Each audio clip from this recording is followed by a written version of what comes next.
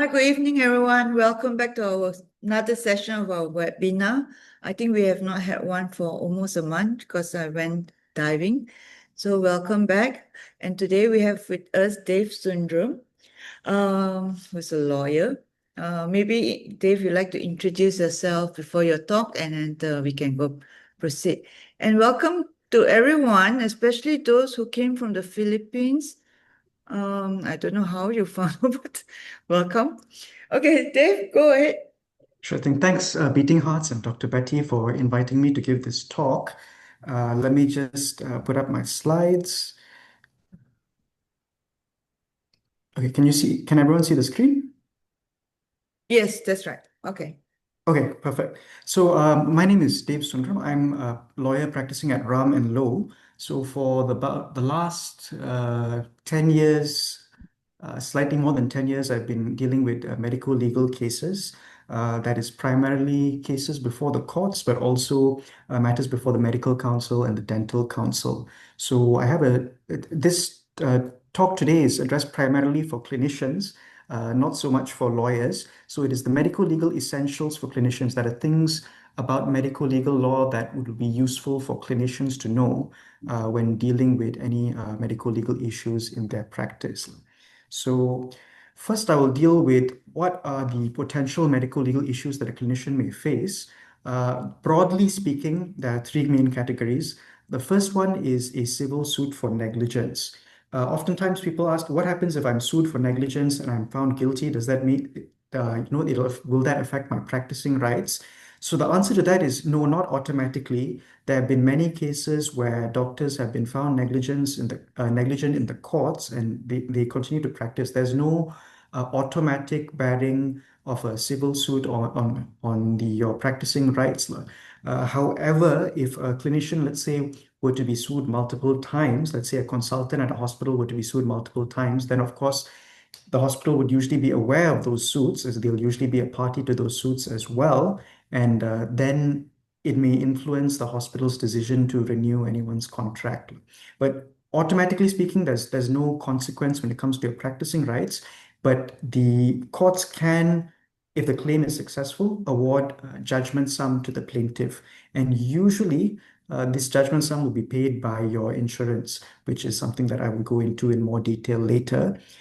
The second category is complaints to the Malaysian Medical Council.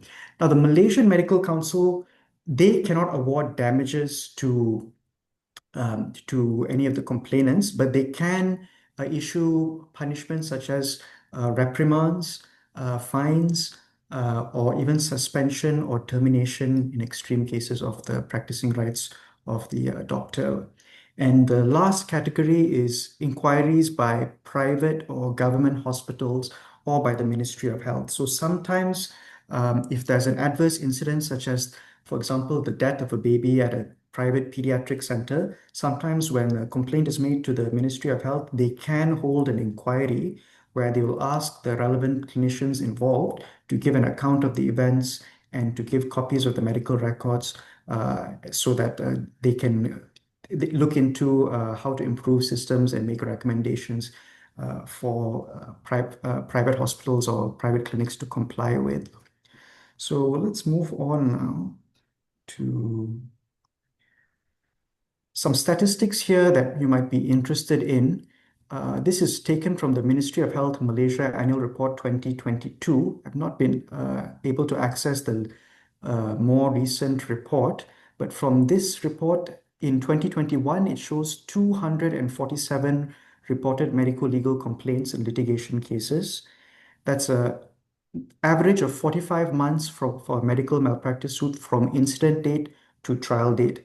That means from the point of the allegedly negligent incident until the point of trial, it can be anywhere up to 45 months. Sometimes it can even be longer. And in terms of how much the compensation that has been paid out, in 2021, it was recorded 30 million. So that's no small sum.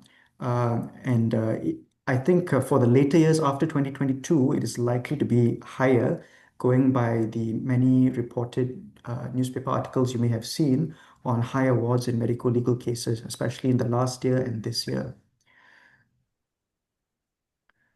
So dealing with the first category, that is medical legal cases in courts, civil suits in courts. Broadly speaking, there are many different reasons why a practitioner may end up in court for negligence. But if we could to group it into broad categories, I group it here into negligent diagnosis.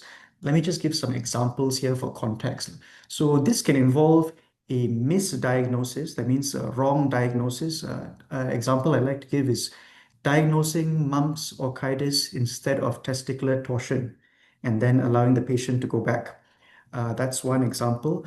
Another example would be missed diagnosis. That means radiological films show cancer, or at least show a reason for further investigation of a growth that may be cancerous, but the patient is allowed to go back home and not advised about the findings on the radiology films.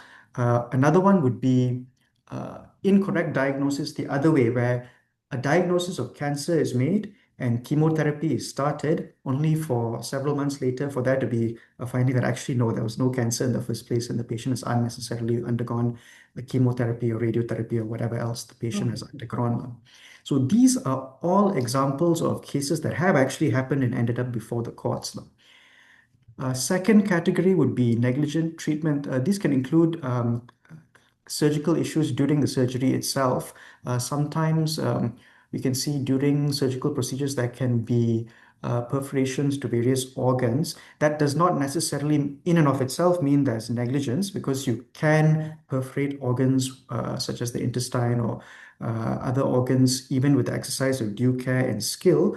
But sometimes the way negligence will be established is if sometimes there's a delay after the perforation, there's a delay in acting on the deteriorating condition of the patient, or if on the camera, sometimes, when these laparoscopic procedures are done with the camera, with, like, for example, adhesiolysis, sometimes from the camera itself, it may be possible to view the perforation that was not necessarily noticed by the clinician during the surgery. And another factor that would point towards the perforations being caused by negligence would be the extent of the injury. So, for example, a single perforation of the bowel, that's something that arguably can happen even with the exercise of good care and skill. But if there's, for example, multiple perforations of the bowel as well as perforations to other organs, such as the kidney as well, then the index of suspicion for the surgery having been carried out without due care and skill is higher. So oftentimes it can be difficult to establish if the surgery was carried out with due care and skill if there's no recording available, or if the operation record and the notes thereafter are not very helpful. But sometimes you can tell from the medical records. I'll give one example, which is where there was a cyst removal surgery done by an obstetrician and gynecologist, and he had in his operation record mentioned that there were no complications. The patient had severe pain, and after a few days returned to the same private hospital and underwent a surgery by a urologist, where they found that the connection between the ureter and the bladder had been severed, and this ureter had been stitched to the bladder, but the stitch was completely blocking the ureter, so there was no urine flowing into the bladder. So that stitch is something that can only be there because of surgical reasons. So given that there's no other operations in the intervening period, that stitch must have been placed in the initial surgery by the obstetrician and gynecologist, the surgery for which the ONG doctor mentioned that there was no complications. So obviously there must have been a complication for there to have been a stitch there, for the ureter to have been obstructed like that. So depending on the records, sometimes you'll be able to establish negligence in the surgery itself. And then the last category is negligent advice. That pretty much speaks for itself.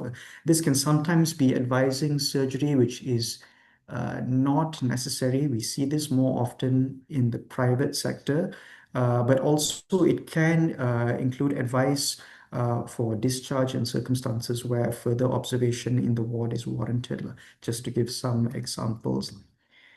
I'll be moving on now to the second category, which is complaints to the Malaysian Medical Council. So these complaints are governed by our Medical Act, and they are in respect of infamous conduct in a professional respect. So, infamous conduct in a professional respect, according to the Malaysian Medical Council's Code of Professional Conduct, must be conduct of a sufficiently immoral or outrageous or disgraceful character. And the council has drawn a distinction between mere negligence and professional misconduct. Here I've extracted a quote from their guidelines, which says, "The council is not ordinarily concerned with errors in diagnosis and treatment, or with the kind of matters which give rise to an action in the civil courts for negligence, unless the practitioner's conduct in the case has involved such a disregard of the standard of care that he should have provided to his patients, or such a neglect of his professional duties as to raise a question of serious professional misconduct." So mere negligence in and of itself does not necessarily mean that there's also misconduct. Oftentimes, clients of mine who are patients will ask me, can we, file a complaint to the medical council, and then if the doctor is found guilty, we can use that to support a case in court. And I'll have to advise them that actually that's not necessarily helpful, because it's, in a sense, easier to succeed in a medical negligence claim in court than it is to succeed in a complaint to the Malaysian Medical Council, because the standard for establishing misconduct is a lot higher than the standard for establishing negligence. But misconduct can include things such as, doctor acting inappropriately, a male doctor with a female patient acting inappropriately, without a chaperone, or, putting a patient under anesthesia and molesting the patient, or sexual misconduct, or things like that. Those would readily give rise to infamous conduct. Breaching the patient's privilege and sharing details you've obtained about the patient in the course of your duties can also amount to professional misconduct. So this is something that psychiatrists should bear in mind, that if they disclose patient information that's given to them in confidence, that is definitely a clear ground for professional misconduct. So these are the kind of things which the MMC will be concerned with. There can sometimes be cases where there's the conduct of the doctor gives rise to both a medical negligence suit as well as a complaint for misconduct. Oftentimes, this can be where there's an element of dishonesty or deception. So often after the negligence, if there's an attempt to cover up or be dishonest with the patient as regards the reason behind his or her condition, that may potentially give rise to grounds for professional misconduct as well. Now, like I mentioned earlier, the standard for proof in Malaysian Medical Council complaints is beyond reasonable doubt, whereas in civil cases, it's on a balance of probabilities. So if I were to explain this in layman's terms, beyond reasonable doubt is more akin to, say, 95% and above, and on a balance of probabilities is more akin to, say, 51% and above. And the Medical Council has the jurisdiction to impose various disciplinary punishments, but has no power to award monetary compensation. So, but you would probably need lawyers to represent you. It'll be useful to have lawyers to represent practitioners in any proceedings before the Malaysian Medical Council. Moving on now to issues that you might face in your clinical practice. One very important issue is adequate documentation. So the court will often give weight to the contemporaneous records. So that means where the doctor says something happened, for example, the doctor said certain advice was given and the patient denies such advice was given, then the court will look at the medical records, such as the consent form and the clinical notes, to see, okay, is it documented that this actually happened? And usually, if there's one side claiming something and the other side claiming the opposite, the courts will rely on what the document says to determine what actually happened. So therefore, it is very important to maintain adequate documentation, because sometimes a practitioner might get into trouble if they had given correct advice, but they did not document it. And then later, if the patient does not remember that advice was given, or claims that that advice was not given, then without that documentation in the records, it is harder for the court to see whether that advice was actually given. And there are certain situations where it's even more important to maintain adequate documentation, and that is where the patient refuses to follow advice or refuses to give consent to undergo a procedure, or if the patient should remain under observation but elects on their own accord to take a AOR discharge. There have been many cases where the lack of documentation in these situations has been detrimental to the practitioner, and some cases have turned on whether or not a AOR discharge form exists or whatnot. So there are cases where the medical officer claims that, the patient insisted that she wants to go to another hospital, and the patient says that no, the doctor is the one that advised me to that it's okay for me to be discharged and return to another hospital if the symptoms persist. There, if the AOR discharge is claimed and there's no documentation made, then it's quite likely that the court will side with the patient's version of events, which is why in these kind of situations, it is very important to protect oneself. So when documenting the refusal of a patient to give consent and undergo procedure, it is also important to ensure that you document that you've explained all of the risks and benefits to the patient. So later, if there's any dispute in court, if the it's good to have that documentation to show that not just that the patient refused your advice, but they had refused your advice after you had given a detailed explanation. So you cannot be blamed for the choice of the patient. Now, of course, in clinic settings, we know that the documentation is more scant. But at all, whether it's in a hospital or in a clinic, wherever possible, you want to maintain a sufficient level of documentation. One more important point is that sometimes, the practitioners will be concerned in emergency situations in saving the patient's life or whatnot. There may not be time to give detailed notes, make detailed notes at that time. It is acceptable practice for the practitioner to make a retrospective entry. It's just that if it is a retrospective entry, it should be marked as a retrospective entry. So you can just write the words there, retrospective entry made at this time, and then you can give the full account. That is acceptable. So you don't have, even if the entry was not made immediately at that time, it is acceptable to record it later as long as it's made clear that it's a retrospective entry. Now, one thing that a practitioner should be aware of is that in the UK and in Malaysia, the courts have recognized that medical practitioners have a duty of good faith and candor. And in layman's terms, it basically means that the patient is entitled to an honest account as regards their medical condition. And if there are any complications, they are entitled to an honest account as regards those. And if any information is concealed from a patient or family member, that too can trigger suspicion, which can lead to them contemplating taking legal action. So sometimes that delay in giving the full account to the family member, such as if there's complications during the surgery, and it's mentioned to the patient that everything is the surgery went okay, and then only later, 1 or 2 days later, it is mentioned to the patient that there were actually these complications, and and we're dealing with it in this way.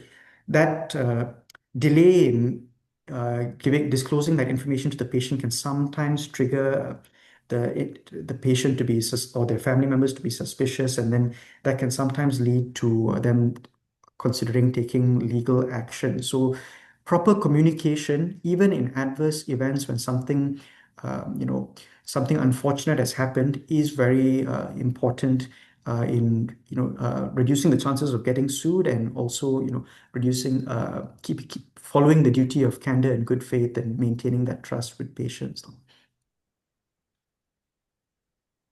Okay, a very interesting topic is aggravated damages. So for those who are practicing in Malaysia, you may have heard over the last 2 years of many high awards for medical negligence cases, with a large component of those awards being aggravated damages. So essentially, aggravated damages are damages on top of the normal damages that are awarded for compensation. And these aggravated damages are awarded in cases where the conduct by the defendants has made worse the harm suffered by the plaintiff. So it is on top of the normal compensatory principles of damages. They recognize that because of something done by the defendant on top of the negligence, the damage suffered by the patient is worse, and therefore they're entitled to greater damages. Now, some examples of aggravated damages would be uh, high, hiding the truth from the patient, not offering explanation to the patient after the completion of an inquiry. So, like I mentioned earlier, sometimes private hospitals or the Ministry of Health may have inquiries into adverse incidents. After those inquiries, usually there's a conclusion reached. Either everything was done according to procedure, or maybe there was a lapse in procedure or a certain system that could be improved. If no explanation is given to the patient after the completion of the inquiry, sometimes that can lead to aggravated damages being awarded, because what might happen is, okay, the inquiry says that there was negligence, but then to the patient, the hospital denies that there was negligence. The patient brings a claim, and then in the course of the claim, those inquiry documents come to light, and then it is revealed that the hospital's inquiry documents themselves say that there was negligence, but the hospital has been for X amount of time busy defending the claim.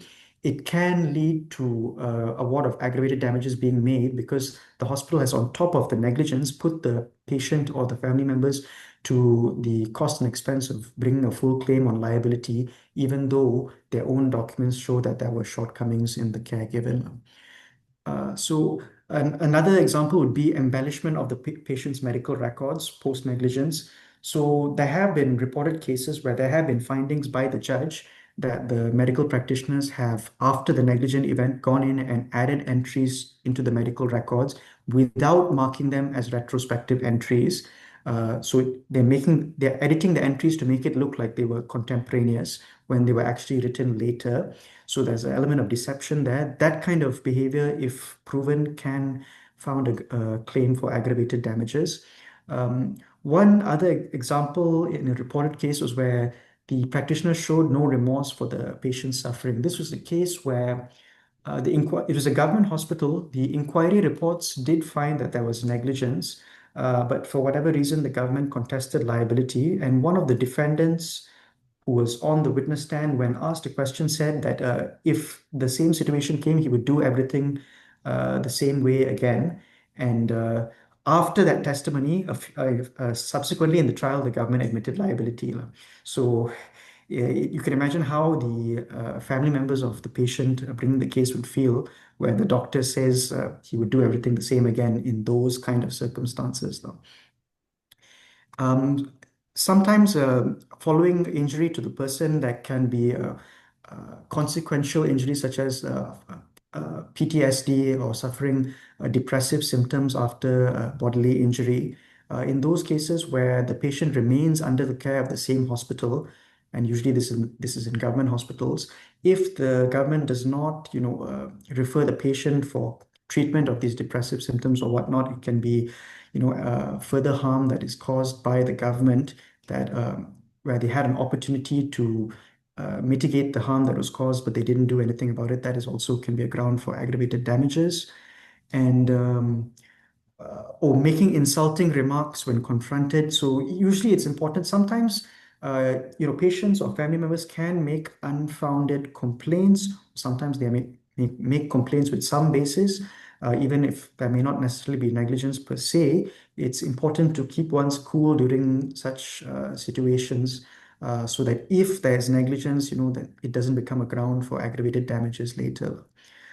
And then, yeah, another ground that has been recognized in at least two cases is where the plaintiff has got an expert opinion for supporting the case, saying that there's negligence, and the defendants don't have an expert opinion, but nonetheless continue to dispute the case.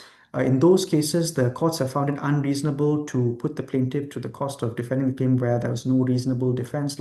Whether or not the defendants had a reasonable defense to the case depends on the circumstances. So not all cases where the plaintiff succeeds will the court say that there was absolutely no reasonable defense available to the defendants.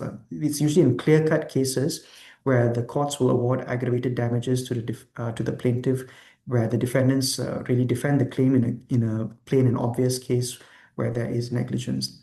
I just want to check, can you still hear me? My screen appears to be stuck. No, you're fine. Okay, then I'll continue. Okay, next topic is importance of expert opinions in medical legal litigation.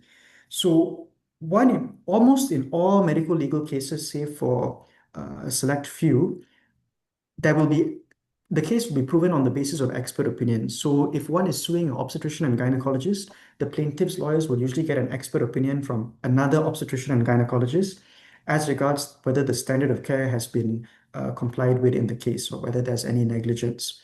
So usually the defense will also go and get an expert opinion, and the court will order the expert opinions to be exchanged between the parties, and both experts will give evidence at the trial, and the court will determine whose expert opinion is more believable as to uh, which expert opinion withstands reasonable, logical, and sound analysis. Um, so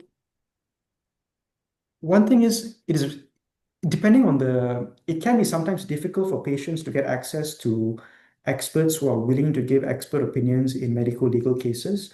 Um, that is because sometimes the particular area of specialty can be very small. So if all of the doctors in that area know each other, then they might be unwilling to give expert opinions. And one important thing is it's important for the expert opinions to be as far as possible independent. You wouldn't want them to be biased one way or another. And this is both, it applies both for the plaintiff and for the defendant. And let me give an example of this. So if the defendant gets an expert opinion that is highly defensive minded and is not independent, what might happen is if during the cross-examination process, it is shown that that opinion is not very independent and is very defensive, then what might happen is that defendant may be prolonging the trial process because he has a defensive opinion from an expert. He may choose to defend the claim which he otherwise may settle, and then that might take him through the whole trial process. And if that opinion is a very biased opinion that's very defensive minded and does not withstand the scrutiny under cross-examination, then instead of having a settlement at an early stage, the doctor may have a finding of liability against him in a reported judgment. Similarly, on the patient side, if the patient goes to an expert that is very biased in favor of the patients, then that expert opinion may not withstand scrutiny under cross-examination. So on the basis of that expert opinion, the patient may have brought a claim only for it to fail later because the expert was actually very biased. So either way, whether you're whether you're on the plaintiff side or on the defense side, it's very important to get as independent an expert opinion as possible. Because if there really is no merits in the defense, it would be preferable to move towards settlement of the claim rather than going through the stress of having to give evidence and also potentially having a reported judgment with your name in it, which doesn't look good for your image. So either way, you wouldn't want the expert opinions to be biased on one side or the other. Now, many medical practitioners are reluctant to give expert opinions to patients, especially to patients, because they might think that, look, uh, they might see it as going against their own. But actually, another way of looking at it is providing an expert opinion to patients can really facilitate settlements or in the court process. And if if there's no if you don't give expert opinions for the patients, then the patients will eventually they'll have to look for someone else that will. And if you're giving they might end up with someone that is biased or whatnot. And the shoe can be on the other foot. If you might end up on one day being in a position where you have to defend yourself from a medical legal claim, and you would want to have access to an expert. So it's good to get involved with giving expert opinions and to be willing to give expert opinions, because one, that can facilitate settlements. It can be helping the court. It can be helping even the defendant on the other side. And two, if everyone takes the attitude that they don't want to get involved in medical legal cases, then it can be difficult for defendants too to find expert opinions. And there have been some cases where the plaintiff's lawyers have been able to find expert opinions well before the defense lawyers. And there have been cases where the defense lawyers have also faced a lot of difficulty in getting an expert to come on board. So having more access to experts can really facilitate settlements in court, and that can really make life easier, not just for the doctors, but for the patients as well. So it's good all around. So that's something that I would invite all of you to consider if you're approached to give a expert opinion in a medical legal case. it's not just going against the doctors. It can also be something that's facilitative for settlement. And when you give an expert opinion, you can ensure that the opinion that you give is fair-minded and not biased, because you would not want to be embarrassed in court for giving a biased opinion. And one example of this is in this particular case, one of the government's experts who has given evidence in many medical legal cases. Sorry, hold on. Yeah.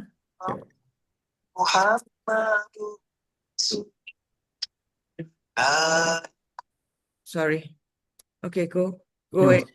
So so I just mentioned that when you give expert opinions, you want to make sure as far as possible it is as unbiased as possible, because if there is a finding by the court that your opinion was not impartial, it can be quite embarrassing. This is one example of a statement by the court in a judgment regarding the defense expert. In this case, it is a government expert witness. With due respect to DW4, his evidence does not inspire confidence at all. The distinct impression I get is that he was more concerned with defending the actions of the ONG doctors at HSA rather than to assist the court in finding the truth. Therefore, where his opinion is at divergence with the opinions of the plaintiff's experts, I prefer the opinion of the latter as being more credible and reliable. They impressed me as witnesses of truth. I'm not going to be naming any names, but basically the government used to use this expert very, very commonly to defend cases that involve the ONG ONG's specialty. And then after this judgment, they stopped using that expert, because every time they used that expert, this judgment was brought up to show that his evidence cannot be taken to be credible and reliable. So you would not want something like this, to happen to yourself. So when giving expert opinions, it doesn't matter whether you're hired by the plaintiff's lawyer or by the defendant's lawyers. It's important to remember your duty is to the court, and you should give unbiased and independent opinion. Okay, another interesting topic and very important for medical practitioners is professional indemnity cover. So now, with the amendments to the Medical Act, it is a requirement for all practitioners to get indemnity cover. However, I believe that in the government sector, not everyone is getting cover, though it's technically required by law. For government hospitals, the government attorney general's chambers will defend the doctors concerned if any medical legal case is brought against them.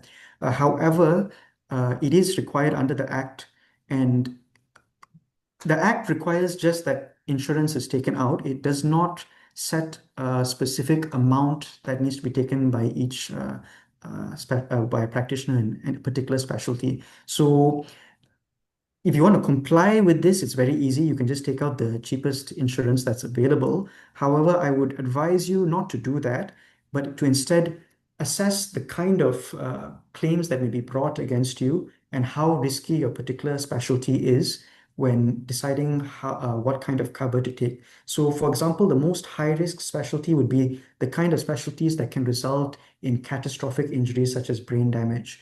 So that can include obstetrics and gynecology, delivering infants, pediatrics, neurosurgery, and sometimes even anesthesiology can be a risky area, because sometimes following anesthetic accidents that can be serious brain damage.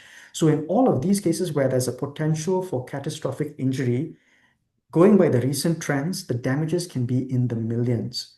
So you do want to make sure that your insurance cover is sufficient. Also, something important to bear in mind is you can look at the damages that are being awarded nowadays. It might be different from the damages that are awarded 3-4 years from now, which may be when the court case takes place, because the court case can take place up to 6 years after the negligent incident, sometimes even longer than that. So you would want to be looking at what is the likely awards of damages that are going to be made at that point in time, which is very, very difficult to predict because we are not prophets. So we won't know what are the kind of awards that will be awarded then. But if we look at the trends, it does tend to be increasing. So if typically now a particular case would be worth around 3 or 4 million, you can expect it to be worth higher in a few years' time, because the trend of the courts have been, in terms of damages, have been to increase the awards. But the awards are not arbitrary. It is always based on calculating what compensation would be reasonable to award to the patient. So when you see in the newspaper articles awards of 5 million or for 8 million, it's not an arbitrary sum plucked out of nowhere. The courts will take into account many things such as to the life expectancy of the patient, what are the needs of the patient, for example, what are the gadgets or medication or therapies required for the patient, for how long they'll require that therapies, what is the cost of providing all of that, and they'll usually make a discount for future damages of 1/3. So all of that mathematical calculations will go into the calculation of damages. But for high risk areas such as anesthesiology, ONG, pediatrics, neurosurgery, probably you would want at least 3 to 5 million cover, going by the awards that have been made in this year and last year. So another thing is, on top of having sufficient cover, you want to make sure that your insurance is triggered. So this means it's important to promptly notify the indemnity providers of an adverse incident. That means as soon as you receive a letter of demand or you're served with a writ of summons, or if there's a hospital inquiry which finds that there's negligence in the case, as soon as you're aware of that, you should inform your insurance company as soon as possible so that they don't have a grounds to repudiate liability. There have been cases where a complaint was made. This was to a private clinic. A complaint was made to the private clinic, and then the private clinic, in their correspondence with the patient, had essentially admitted that they were at fault, and then later informed the insurance company. The insurance providers said they will not cover it because there had been a long exchange of correspondence with the patient before they even notify the providers. So the providers want to be notified as soon as possible so that they can get lawyers involved as soon as possible so that they'll be in control of the proceedings. So you want to make sure that you notify them as soon as possible so that they cannot repudiate liability. Because if they do repudiate liability, essentially, if there's negligence found, not only will you have to pay out of pocket for your lawyers, but if the claim is allowed, then you will have to pay out of pocket for the damages. And in the case of catastrophic injuries, it can be very, very serious. So that's a risk you do not want to take. And yeah, that's all. I left some time for questions and answers. So I'll be very happy to take questions and answers from the floor or in the chat box or from Dr. Betty. Yeah, okay. So okay, can I ask you, is there any possibility that a doctor has actually is denied by every insurance company that they don't want to cover the doctor? Um, I haven't heard of that, but I have heard of doctors changing the insurance. Every time there's an adverse incident and a payout, the premiums will increase. So usually in a very, very high risk situation, you could imagine that the premiums will be very, very high. For the I doctor personally who have. has had problems. Oh, right, right. Because I'm not aware of any case where it's a flat out denial, but usually in cases there can sometimes be very high premiums that are attached, and then the practitioner basically has a choice as to whether they want to continue practicing because now getting insurance cover is mandatory to renew your practicing certificate. So It is. yeah, it can be a problem if there's too many adverse incidents. Okay, Michelle, okay, before Michelle, let me see here. Carlos asked, is it acceptable for a consent form to be signed by a parent of a young patient, more than 18, but a bit immature and couldn't make decision independently? Similar, is it acceptable for an elderly patient's son to sign consent as the elderly patient could not digest the details and agreeing to proceed? Should both the patient and I don't know, sign the consent? Which signature carry a heavier weight in court of law? Which is also true. Yeah, so the answer is really it depends because the law does recognize that there will be situations where even an adult patient may not be of sound mind. They may be suffering from psychiatric issues or other issues. Um, so there will be someone else that might be responsible for making the decisions. But whether it is acceptable really would depend on a case by case basis, lah. But often, if you can get, I mean, as the safe thing would be to get both. Um, and usually, if you see the consent forms, the standard consent forms do allow for signature by patient slash next of kin. This is to take into account those situations where it is not possible for the patient to give informed consent.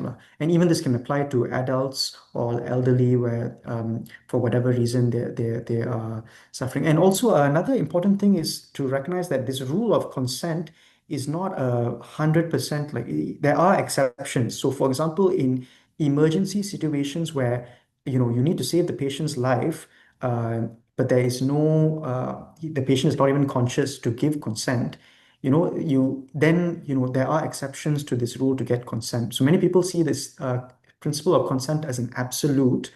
Of course, wherever possible, you must get consent, especially when the patient is conscious and whatnot. But there are exceptions, such as in emergency situations, that you should be aware of, because you don't want to be caught in a situation where you could have intervened to, for example, save the life of the patient, but the reason given is like, oh, but I couldn't get consent. The law does recognize that there are situations like that. So um, But it's a that bit dicey, right?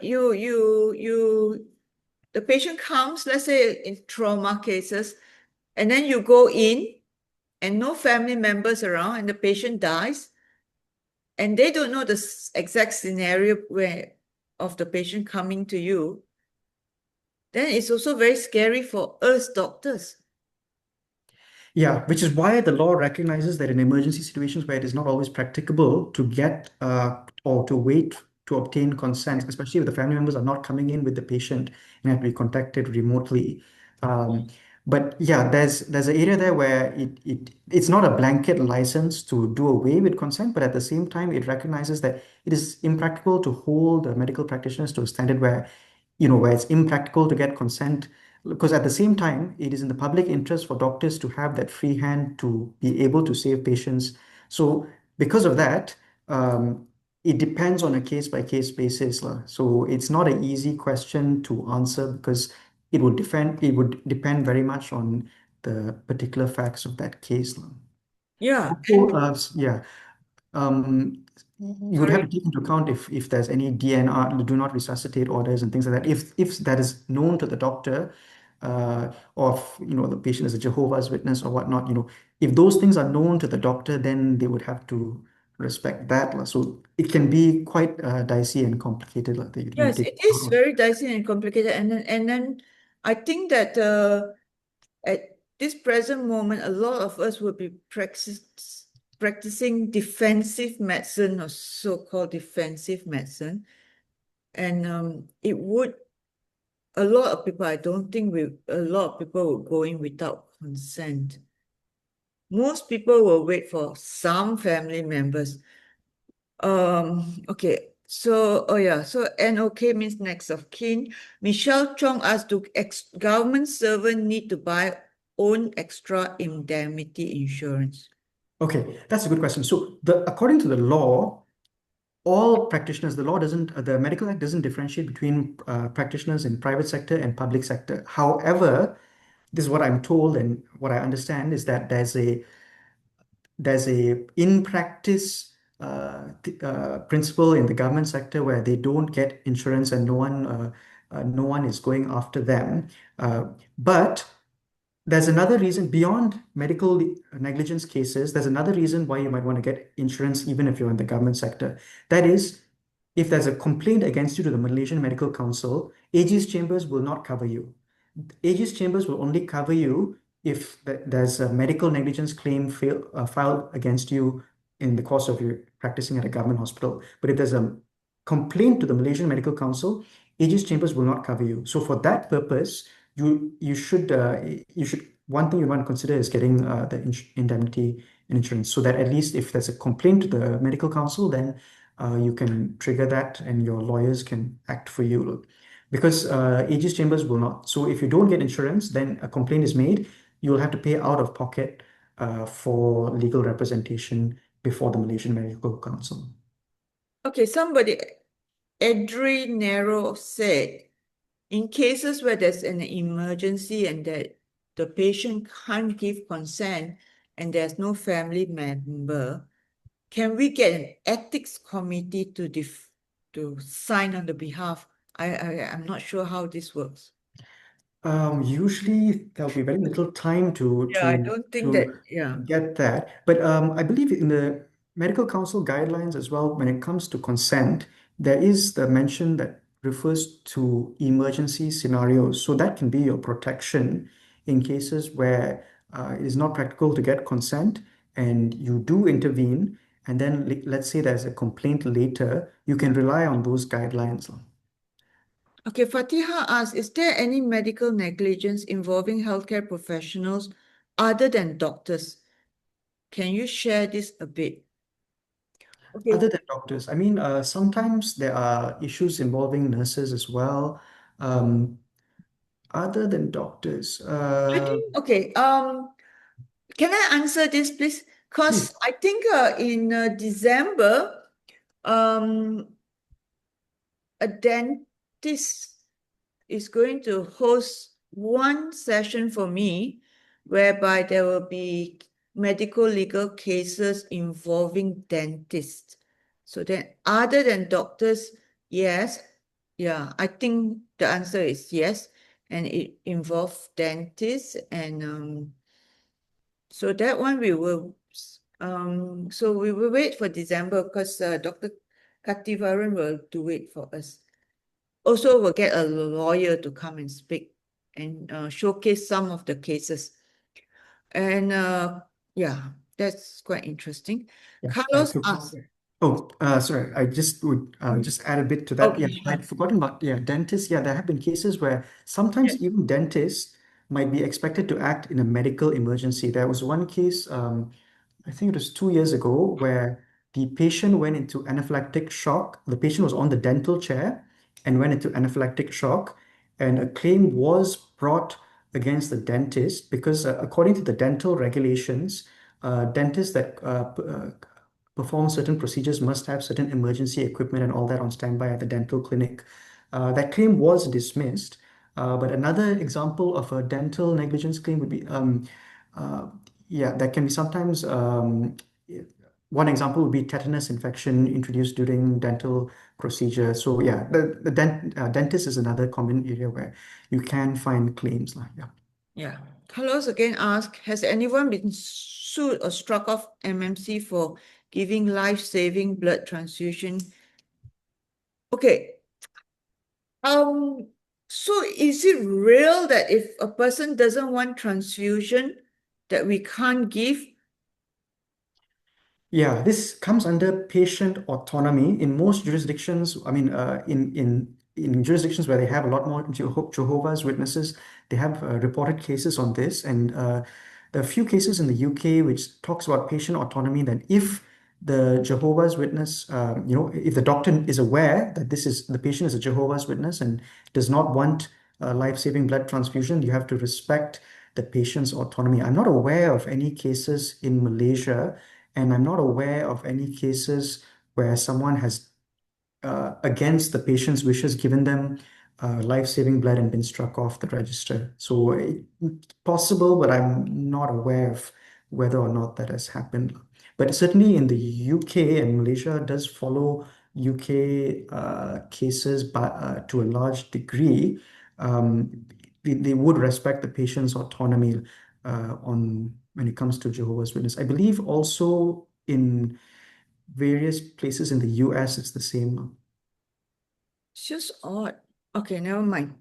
I want to ask you, just now you said that there was a complication, right? Remember? The urethra. Was it urethra or urethra? Urethra, right? The ureter, yeah. Yes, that's right. Okay, was it a complication or was it an accidental suture onto? Yeah, I think what had happened is that, I mean, this is what is likely happened. The case was eventually settled, but the plaintiff's case is essentially that during the initial procedure for cyst removal, there's an accidental injury to the ureter, and an attempt was made by the ONG I surgeon to see. stitch it So, back. okay. So it's not like while suturing for something and then he accidentally sutured the ureter. No, no. It He was looks like trying to he had repair accidentally the injured it, and then he had attempted repair without getting a urologist involved, and then unfortunately mentioned Okay. that there's no complications. Lah. So now as we progress in our surgical techniques, so this robotic surgery, right? Will it not be all recorded for you guys, for everyone? Can you get, like, for example, a doctor does robotic. Is it not all recorded compared to, let's say, we do our traditional open surgery? Okay. This is something I don't know. None of my cases have involved this, so I actually don't haven't dealt with this before. But I would assume that I would assume that if the robot is operating, it would be recorded, and I That's don't right. see That's why right. they I'm would. just thinking it would be recorded. I not that I've done it, so but it should be recorded, right? So in that sense, there should be no doubt about the process of the whole surgery. Yeah, barring that sometimes, of course, when it comes to laparoscopic surgery, for example, there are limits to what you can see on the camera, but of certainly having that video is definitely very, very helpful. So I think that will um, be very helpful in both when it comes to patients assessing whether they have a claim, and also when it comes to doctors determining whether, everything was done with due care and skill. Okay, I want to ask you why it is very funny that the defendant, the doctor, can't get an expert opinion. I find it really This is impossible. usually we find it in select areas. So there are some select areas, some specialties where it is difficult both for patients and for the doctors to get an opinion. One example is nephrology. Nephrology is famously difficult for not just for patients, but for doctors as well. Nephrology is one. To a lesser extent would be oncology as well as ophthalmology would probably be third in line. Lah. So it's strange. Lah. It's for whatever reason, in certain subspecialties, it's just very, very difficult. But in others, it's quite easy. So some of those, for example, orthopedics is very, very common because a lot of orthopedic surgeons are used to giving expert evidence in court, not for medical legal cases, but for accident and injury cases when it comes to the extent of injuries and treatment required. So then it's just a short jump to move to medical legal from there, in a sense. But it really depends on the specialty. But I have heard from defense lawyers, they're saying, oh, no, we need more time because I've asked so many people and no one wants to give an expert opinion for us. Okay, these expert opinions are paid, right? Are they paid? Yes, they should be paid. They are paid for the work done. So usually they're paid irrespective of whether the opinion they give is supportive to the person that's engaging them. So even if, for example, a patient hires an expert and the expert comes back with an opinion saying there's no negligence, uh, they'll be paid. And if it comes back with an opinion saying there is negligence, they'll still be paid. It's actually paid for the work done and also paid for the time that they've taken to attend court if the matter goes to trial. Now, you gave us a statistic of 2021. The total case was 247, and the compensation was about 30 million, if I'm not mistaken. Yep. Okay, what is the quantum and how has it escalated in the last 1 or 2 years?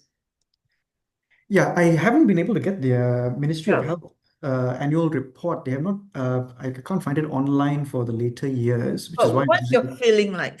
Yeah, well, if you look at the Free Malaysia Today's reporting on various medical legal cases Yes. this and last year, it looks like there seems to be an increase in high awards for catastrophic injury cases. That being said, I have also seen a catastrophic injury case just a few months ago where it was only about 2.8 million was awarded, which is actually very, very low by today's standards. Only, So yeah. It is not across the board, but uh, I believe in that case, appeals have been filed, and quantum is probably going to increase on appeal. There's quite high, significant prospect of that. So, going by the recent trends, the highest medical negligence case that award that I'm aware of is about 9 point something million. Um, so And of course, the number of cases have increased too, right? yeah, number of cases have increased, but not all of those cases will be the catastrophic injury cases. Many of those cases will be the cases worth less than 500,000. Oh, okay. So Michelle asked if there for any counseling, should documentation be done in medical jargon or layman terms? Counseling for brachial plexus injury for vaginal birth for large baby. How will it affect credibility of documentation? Wait, so this documentation is not for the layman's consumption. It's for it's just to be a record of what has happened. So it can be in medical jargon. That's perfectly fine, because at the end of the day, the case that there'll be experts on both sides, ideally giving evidence in court. So these experts will be very familiar with the medical terminology. So you don't have to. It's fine for it to be in the standard medical terminology that you use that you probably already use when writing medical records. It's not for consumption by the patient's family. Okay, I think Carlos also has another question.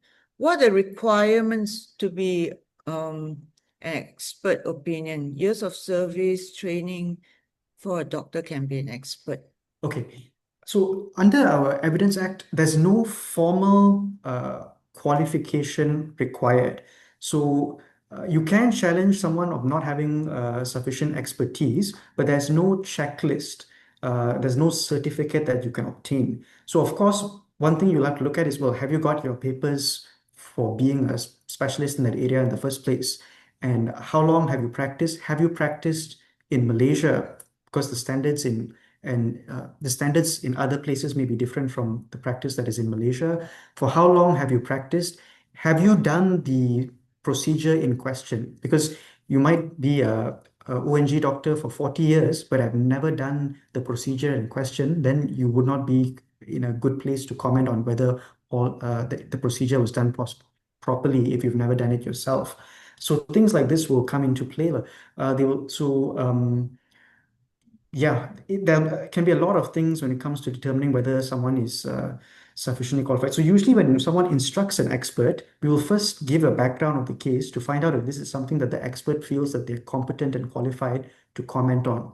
And that's something that you can do. Also, when the lawyers select an expert, you can look at the details of the expert on their CV or any online information available to see, okay, have they done many of these kind of cases before to be an expert in this area? So selection, being careful in the selection process is important. There's no formal checklist. So you'll have to look at many things such as years of experience and the kind of procedures they do. Sometimes you can look at, have they written any articles, though it's not a strict requirement. It's very subjective. Yeah.